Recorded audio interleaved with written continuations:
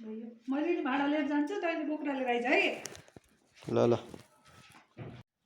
यो केटीलाई झोला बस्ने ठाउँमा नराख भनेको त्यहीँ राखिछ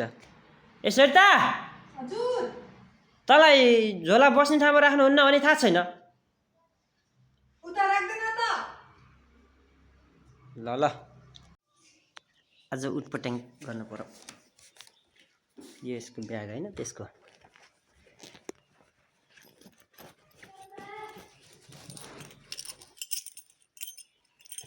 यसको अफिसको चाबी छ यो चाबीमा मैले यो के अरे बोक्राहरू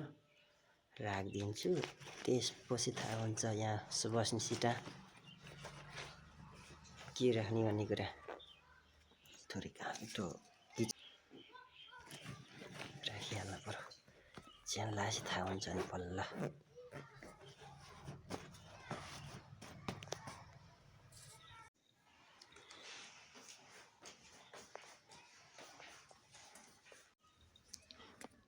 यसको झोला अब यता साइडमा राखिदिनु पर्यो कुर्सिया राखिदिएँ अब यसको अफिस जाने टाइम भइसकेको छ अब हतार गर्दै आउँछ A few moments later. मेरो भाइ खोइ झोला त्यही छै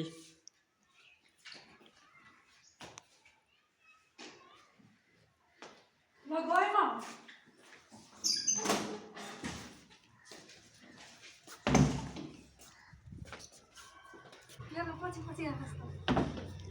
त अफिस गएपछि मलाई सम्झिन्छस् कि केटी मलाई सम्झिन्छस् नमस्ते गर नमस्ते गर ल म गएँ